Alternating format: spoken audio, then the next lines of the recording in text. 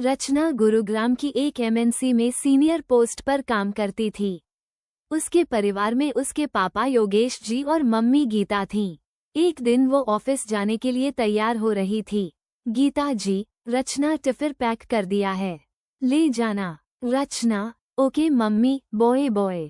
गीता जी, अरे रुक तो, नाश्ता भी नहीं किया तूने। रचना, नहीं मम्मी, आज बहुत जरूरी मीटिंग है। रचना ऑफिस चली जाती है। इधर गीता जी काम खत्म करके अपनी एक सहेली को फोन करती हैं। गीता जी, रमा, तूने एक लड़के के बारे में बताया था, बात चलाना, मुझे अब जल्द से जल्द रचना की शादी करनी है। रमा, लेकिन तू तो कह रही थी कि रचना शादी के लिए अभी तैयार नहीं है। गीता, अरे आजकल के बच्चे तो बस काम में ही लगे रहते हैं, हमें ही सोचना पड़ेगा, इनके पास तो फुर्सत ही नहीं है। रमा, ठीक है, मैं लड़के वालों से बात करके बताती हूँ। अगले दिन रमा गीता को लड़के के बारे में सारी बात बता देती है और उसका बायोडाटा और फोटो भी भेज देती है। शाम को योगेश जी जब घर आते हैं तो गीता जी उन्हें सारी बात बताकर लड़के की फोटो दिखा देती हैं। कुछ ही देर में रचना भी आ जाती है। दोनों उससे शादी की बात करते हैं। पहले तो वह मना कर देती है, लेकिन बहुत समझाने के बाद वो लड़के से मिलने को तैयार हो जाती है। 2 दिन बाद एक रेस्टोरेंट में दोनों मिलने पहुंच जाते हैं। सचिन और रचना दोनों मिलते हैं और काफी देर तक बात करते रहते हैं। रचना, देखो सचिन, मैं एक सीनियर पोस्ट पर हूँ। एक तो मैं अपनी जॉब नहीं छोड़ सकती, दूसरे मैं घर का काम नहीं कर पाऊंगी क्योंकि मुझे घर आकर भी ऑफिस का काम करना पड़ता है। सचिन, मैं समझता हूँ रचना, हम मेड लगा लेंगे। रही बात नौकरी की, तो मुझे और मेरे घर वालों को तुम्हारी नौकरी करने पर कोई ऐतराज नहीं है। दोनों की सहमति होने पर दोनों परिवार एक दूसरे मिलने पहुंच जाते हैं। योगेश जी, भाई साहब, बच्चों ने तो एक दूसरे को पसंद कर ही लिया है, अब आप भी बता दीजिए। राजेश जी, भाई जब बच्चे मान गए तो भला हमें क्या ऐतराज है, आप अच्छा सा मुहूर्त निकलवा लीजिए।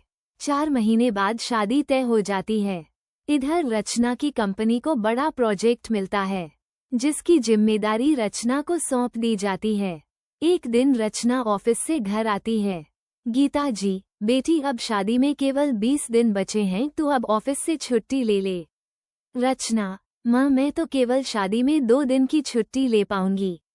इस समय मेरा बहुत जरूरी प्रोजेक्ट चल रहा है, अगर यह काम सही से हो गया तो मेरा प्रमोशन हो जाएगा।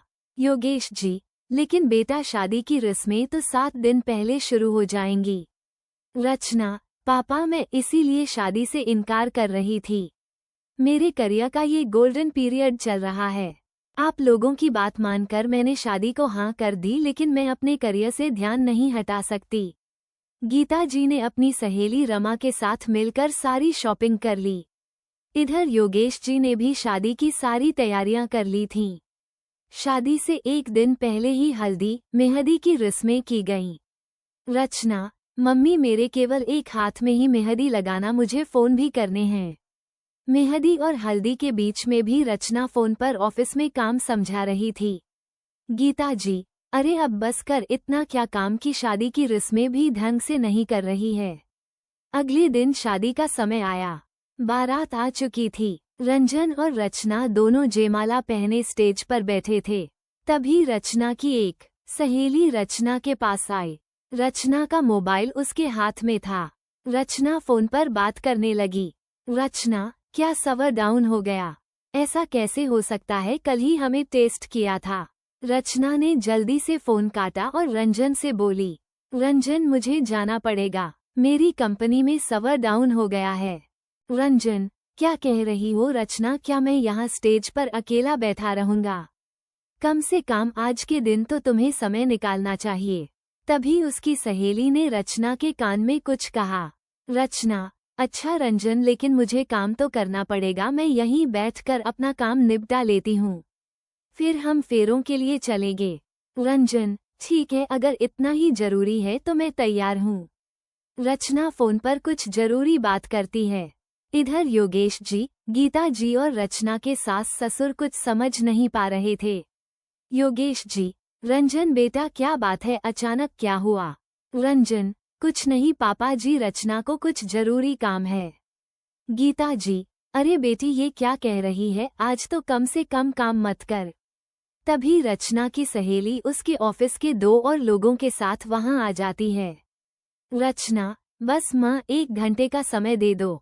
रचना वहीं स्टेज पर बैठकर लैपटॉप पर काम करने लगती है। बाकी दोनों लोग नीचे कुर्सी पर बैठे काम कर रहे थे। बीच बीच में रचना उनका काम देख रही थी। इसी तरह करीब 3 घंटे बीत जाते हैं।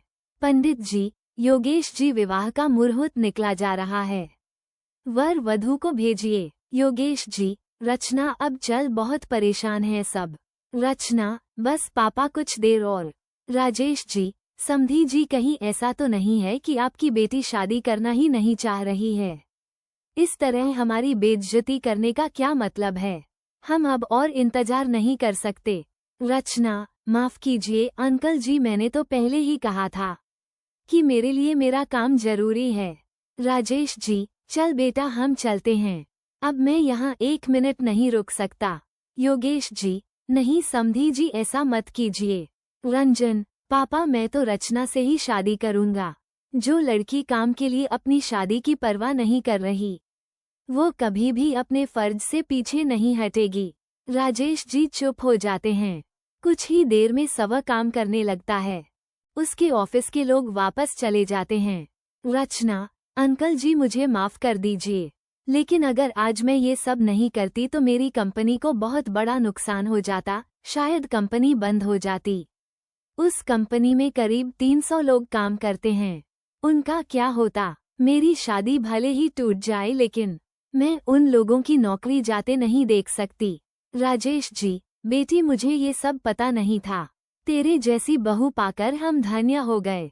और हाँ मुझे अंकल नहीं पापा कहना सीख ले। ये सुन सब लोग हंसने लगे। रचना उन्हें देखकर शर्मा गई।